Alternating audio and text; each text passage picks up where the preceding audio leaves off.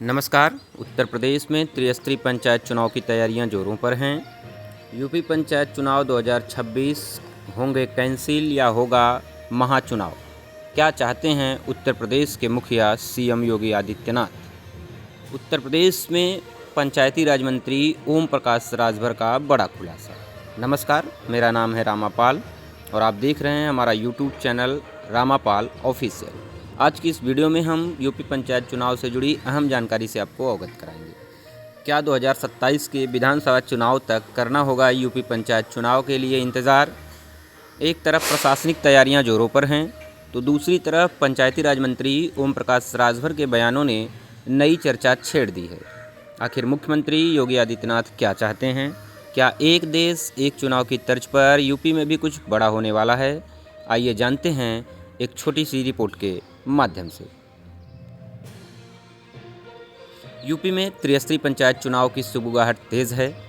नियमानुसार ग्राम प्रधानों का कार्यकाल मई 2026 में समाप्त हो रहा है, जबकि जिला पंचायत अध्यक्षों का कार्यकाल जुलाई 2026 में समाप्त हो रहा है।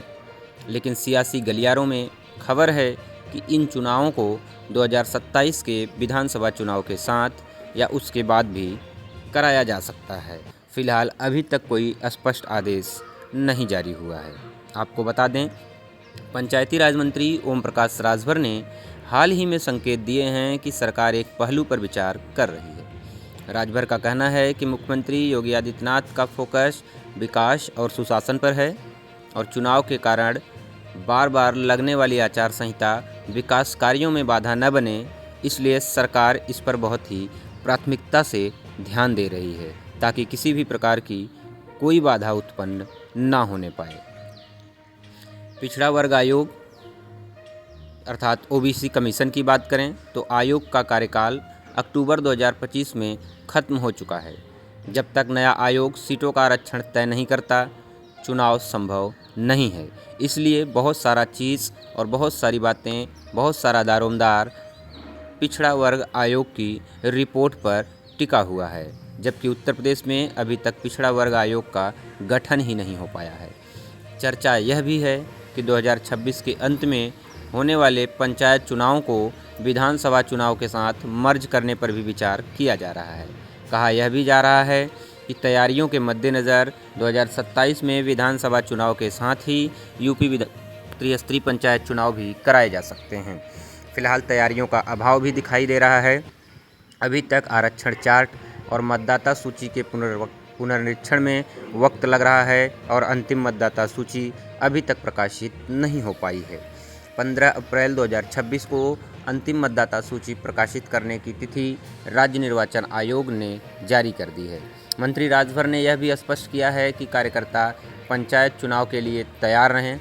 उन्होंने संकेत दिया है कि अगर कानूनी और तकनीकी अड़चनें जैसे ओबीसी आयोग का आरक्षण है उस को लेकर के यदि कोई अड़चन नहीं आती है और समय पर दूर हो गई तो चुनाव समय पर होंगे, अन्यथा 2027 की दहलीज पर भी जा सकते हैं। तो साफ है कि गेंद अब शासन के पाले में है। अगर पिछड़ा वर्ग आयोग का गठन जल्द से जल्द हो जाता है तो जो 2026 के मध्य में ही आप वोट डाल पाएंगे, लेकिन अगर देरी हुई तो 2027 का चुनावी साल उत्तर प्रदेश के लिए महाकुंभ साबित होगा। इस खबर पर क्या है आपकी राय? कमेंट बॉक्स में हमें ज़रूर बताएं।